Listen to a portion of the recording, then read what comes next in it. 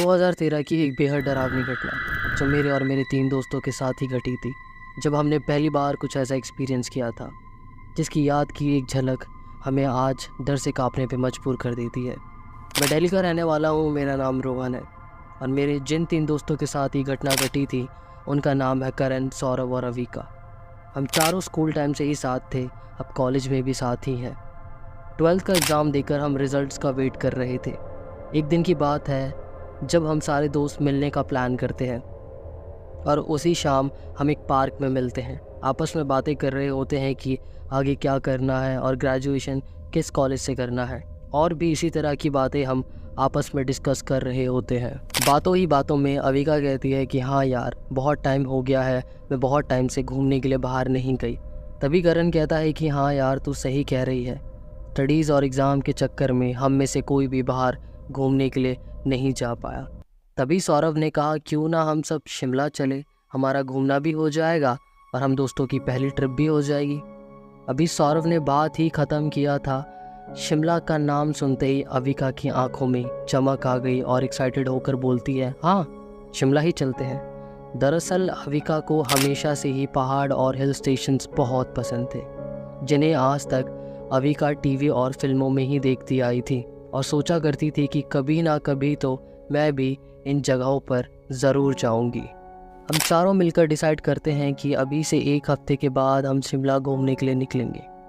हम चारों ने हामी भरी और अपने अपने घरों के लिए चलने लगे। घर के तरफ बढ़ते हुए अविका सोच रही थी कि शिमला जाने के लिए हाँ तो कर दिया है, पर मम्मी जाने देगी या नहीं। यही सोचते हुए वो घर आ गई। घर आकर अविका बस शिमला जाने और वहाँ मस्ती करने के ख्यालों में खोई हुई थी। तभी उसकी मम्मी अविका को खुश देखकर उससे सवाल करती है कि क्या बात हो गई, इतनी खुश क्यों हो रही है।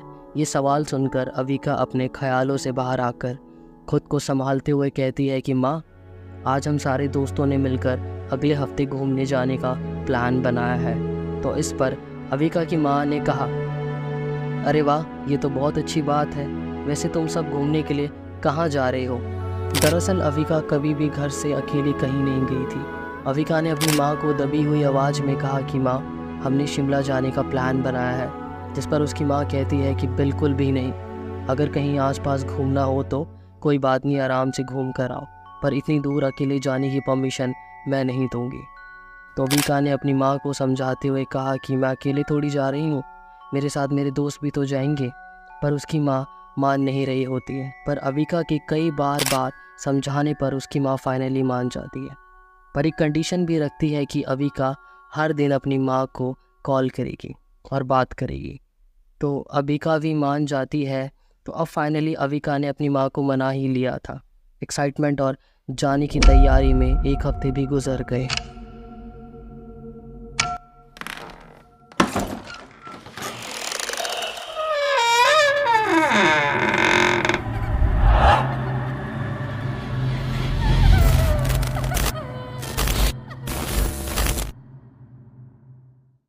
अब दिन आया जाने का। अविका सुबह रेडी होकर अपने लगेज को चेक कर रही थी कि कोई ज़रूरी सामान तो नहीं रह गया।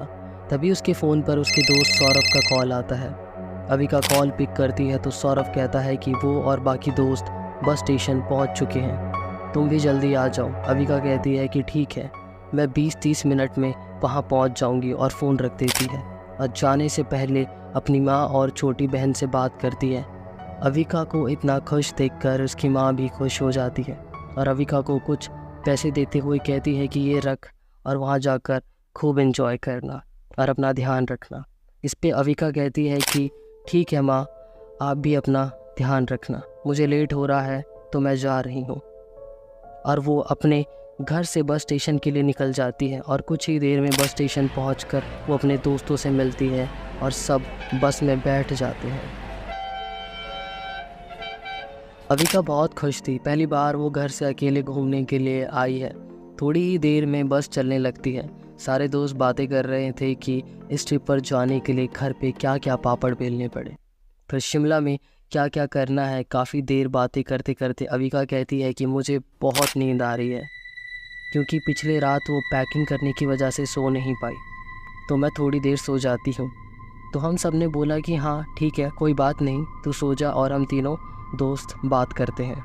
थोड़ी ही देर में अविका की आंखें लग जाती है और वो सो जाती है। थोड़ी देर बाद अचानक से अविका की नींद खुल जाती है। वो देखती है कि पूरे बस में उसके अलावा कोई भी नहीं है, ना ही उसके दोस्त, ना ही कोई पैसेंजर, यहाँ तक कि बस का ड्राइवर भी नहीं है और बस अपने आप चल रही होती है। ये सब देखकर अविका बहुत ज़्यादा डर जाती है और वो कुछ सोच पाती इससे पहले ही उसे ऐसा लगता है कि कोई उसके पीछे खड़ा है। वो डरते हुए पीछे पलट कर देखती है। उसके ठीक पीछे वाली सीट पर एक लेडी बैठी होती है जिसका चेहरा घूंघट के कारण से दिखाई नहीं दे रहा होता है। अविका ये देखकर सोचती है कि अभी तो बस में और कोई भी नहीं था, फिर ये लेडी अचानक से कहाँ से आ गई। फिर उसने उस लेडी की तरफ देखते हुए कहा कि आप कौन हो और बाकी के लोग कहाँ गए और ये सब क्या हो रहा है। पर उस लेडी ने कोई जवाब नहीं दिया। फिर अविका ने उस लेडी की तरफ हाथ बढ़ाते हुए कहा कि आप कौन हो। अविका का हाथ उस लेडी की तरफ पहुंचा ही था कि खिड़की से आए हुए हवा के झोंके से उस लेडी का घूंघट एक पल के लिए उठा और अविका ने देखा कि उस लेडी का चेहरा जला हुआ है और आंखें लाल हो रखी है, जो कि बहुत ही ज़्यादा भयानक दिखाई दे रही है। ये देखते ही अविका ज़ोर से चीखने लगी और तभी अविका को लगा कि कोई उसके कंधे को पकड़कर उसको हिलाने की कोशिश कर रहा है और वो अचानक से जग गई तो देखती है कि करण है जिसने उसे उठाया है। अविका पूरी तरीके से डर के मारे पसीने से भीग चुकी होती है। फिर करण पानी की एक बोतल उसके तरफ बढ़ाते हुए कहता है कि शांत हो जाओ, सब ठीक है। अविका, तुमने कोई बुरा सपना देखा होगा, सब ठीक है, तुम पानी पियो। अविका का डर थोड़ा कम हुआ और उसने पानी पिया और ख़ुद को शांत किया और हमें बताया कि उसने सपने में क्या देखा। फिर कुछ घंटों के बाद बस शिमला पहुंच गई और हम सभी बस से उतरे। उतरने के बाद हम सब ने डिसाइड किया कि आज की रात हम यहीं किसी होटल में गुजारते हैं और कल सुबह घूमने के लिए जाएंगे। हम सभी पास के ही होटल में गए और 2 रूम्स लिए, एक मेरे और अविका के लिए, एक सौरभ और करण के लिए। हम सब अपने अपने रूम में जाते हैं और फ्रेश होकर मिलते हैं और खाना ऑर्डर करते हैं।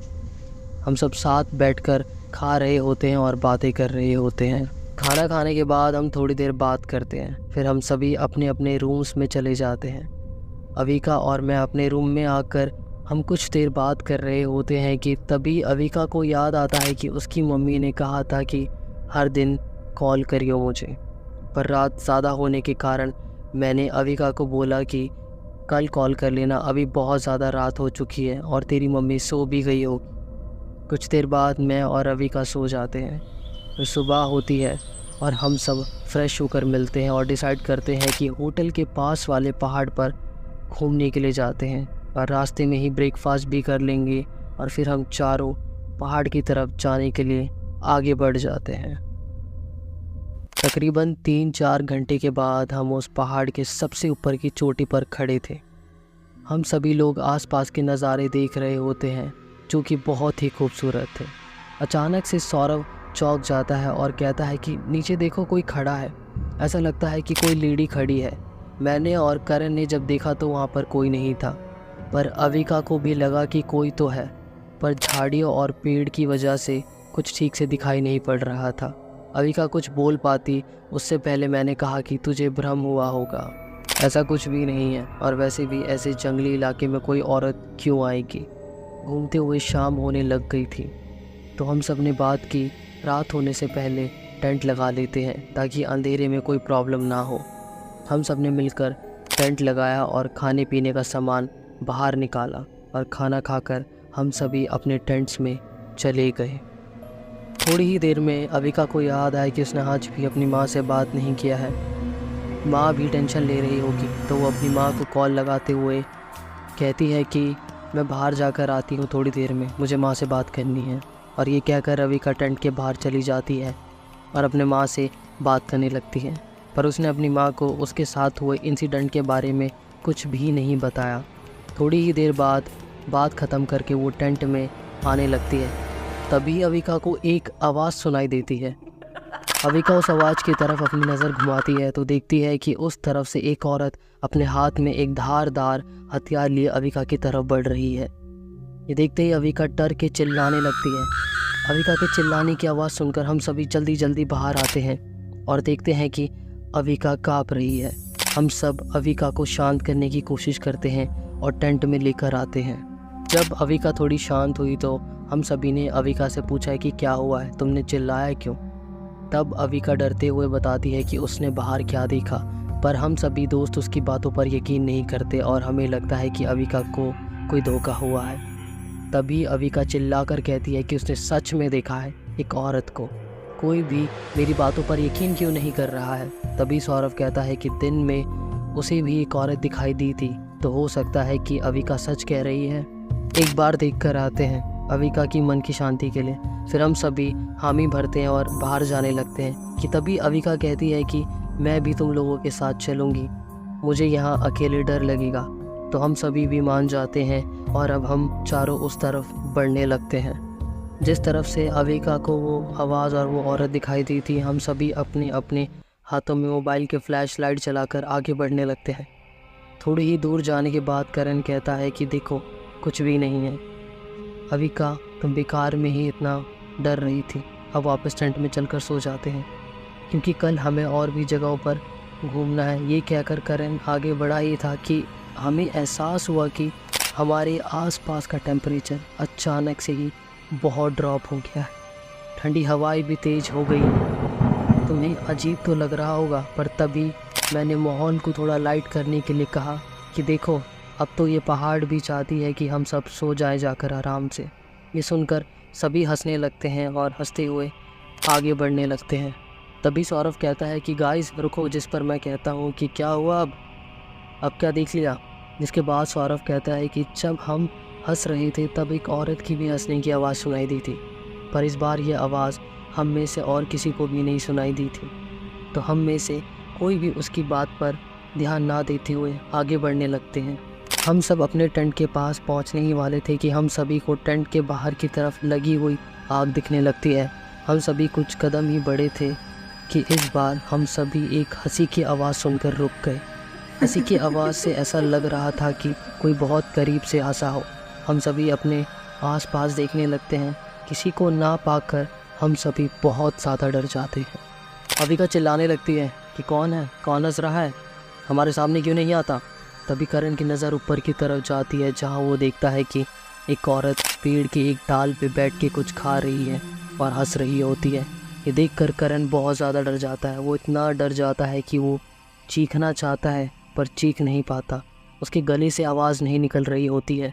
वो बस ऊपर की तरफ देख रहा होता है कि हम सारे दोस्तों की नज़र करण की तरफ पड़ती है। करण को इस हालत में देखकर हम बिल्कुल घबरा जाते हैं और तभी वहाँ पर ऊपर से कुछ गिरता है। गिरने की आवाज़ के कारण हम सबकी नज़र उस तरफ जाती है तो हम देखते हैं कि एक पंछी खून से लथपथ है जिसका आधा हिस्सा नहीं होता। फिर हम सभी की नज़र ऊपर की तरफ जाती है। ऊपर की तरफ देखते ही हम सब डर से कांपने लगते हैं और बिना कुछ सोचे टेंट की तरफ भागने लगते हैं। तभी हंसने की आवाज़ बहुत ज़ोर से आने लगती है और अब ऐसा लग रहा होता है कि आवाज़ कभी लेफ़्ट से आ रही है तो कभी राइट से। सभी डर के और तेज़ से भागने लगते हैं। फिर अचानक से आवाज़ बिल्कुल बंद हो जाती है। हमारे टेंट थोड़े ही दूर पर थे। हम सभी इतने डर चुके थे कि बिना रुके अपने टेंट के पास पहुंच जाते हैं और रुककर हांफने लगते हैं। तभी आग की रोशनी में हमें दिखता है कि वहाँ हमारे सारे सामान बिखरे हुए हैं। हम सभी बहुत थक चुके थे तो हम सब आग के पास ही बैठ जाते हैं और एक दूसरे को कह रहे होते हैं कि हमने यहाँ आकर बहुत बड़ी गलती कर दी, हमें यहाँ आना ही नहीं चाहिए था। फिर करण कहता है कि हम सब आज की रात एक ही टेंट में जगते हुए बिताएंगे, सुबह होते ही वापस चले जाएंगे। सभी टेंट में जाने लगते हैं। टेंट के कपड़े को हटाते ही हमें टेंट के अंदर वो औरत बैठी हुई दिखाई देती है और वो औरत हमारी तरफ बहुत ही गुस्से में देख रही होती है।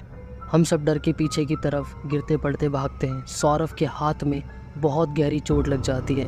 वो अपने दूसरे हाथ से अपनी चोट से निकलते हुए खून को रोककर भागने लगता है। भागते हुए हम थोड़ी ही दूर पहुंचते हैं कि अचानक से अविका बिल्कुल रुक जाती है। जब हम अविका को एक जगह पर खड़ा देखते हैं तो हम अविका को चिल्लाकर कहते हैं कि वहाँ खड़ी क्यों है, भाग। जिस पर अविका कुछ नहीं कहती और बिल्कुल स्थिर खड़ी रहती। पर हम भागते हुए अविका के पास पहुंचते हैं। वैसे ही हम देखते हैं कि अविका की आंखें पलट चुकी हैं और उसकी आंखें बिल्कुल सफ़ेद हो चुकी है। ये देखकर हम तीनों बहुत ज़्यादा डर जाते हैं और अविका से थोड़ा पीछे हट जाते हैं। तभी अविका बहुत तेज चीखती है और अजीब तरीके से हंसते हुए कहती है कि आज इसकी बारी है। इतना कहते ही वो एक तरफ भागने लगती है। हम जब तक कुछ समझ पाते हमने देखा कि अविका पहाड़ से नीचे कूद गई और उसके हंसने की आवाज़ कूदने के बाद भी आ रही थी। ये सब अपने आंखों के सामने होता देखकर हमारे कुछ समझ में नहीं आ रहा था। बिना कुछ सोचे समझे वहाँ से भागने लगी और किसी तरह से हम आखिरकार पहाड़ी से नीचे आ पाए। फिर हम भागते हुए उसी होटल में पहुँचे जहाँ हम रुके हुए थे। होटल पहुँचकर हम सभी रिसेप्शन के पास लगे सोफ़े पर बैठ गए। हमें कुछ समझ नहीं आ रहा था कि हमारे साथ क्या हुआ।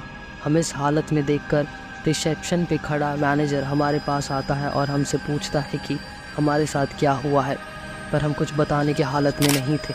सौरभ के हाथ पर लगी चोट को देखकर मैनेजर अपने स्टाफ को फर्स्ट एड बॉक्स लेकर आने को कहता है और हमें पानी की बोतल देता है। हम अभी पानी ही पी रहे थे कि वो स्टाफ फर्स्ट एड बॉक्स हमारे पास लेकर आ जाता है। उसके हाथ से फर्स्ट एड बॉक्स लेकर सौरभ के हाथ पर लगी चोट को साफ करके फर्स्ट एड करने लगता हूँ। तभी मेरी नज़र उसकी आंखों की तरफ जाती है तो मुझे लगता है कि सौरभ की आंखें एक पल को पलटी हैं। ये देखकर मैं झटके से पीछे हट जाता हूँ। ये देखकर करण मुझसे पूछता है कि क्या हुआ, तो मैं करण को कहता हूँ कि मुझे ऐसा लगा कि एक पल के लिए सौरभ की आंखें पलटी हैं। जिस पर करण कहता है कि हमारे साथ उस पहाड़ पर जो हुआ उसी की वजह से तुझे भ्रम हुआ होगा। पहाड़ी का नाम सुनते ही मैनेजर कहता है कि आप कहीं उस बगल वाली पहाड़ी की बात तो नहीं कर रहे हैं। हमने भी कहा कि हाँ, हम उस पास वाली पहाड़ी की ही बात कर रहे हैं। जिससे वो मैनेजर कहता है कि हमने सुना है कि वो पहाड़ हॉन्टेड है और वहाँ जाने वाले कई लोगों के साथ बहुत बुरी घटनाएं होती हैं। जिस पर हमने मैनेजर से पहाड़ी के बारे में और जानने की कोशिश की तो उस मैनेजर ने कहा कि मुझे ज़्यादा कुछ तो नहीं मालूम, पर यहाँ के कई लोग से हमने सुना है उस पहाड़ी के बारे में। यहाँ के लोग वहाँ जाने से बहुत डरते हैं। ये सुनकर हम तीनों आपस में बात करने लगते हैं।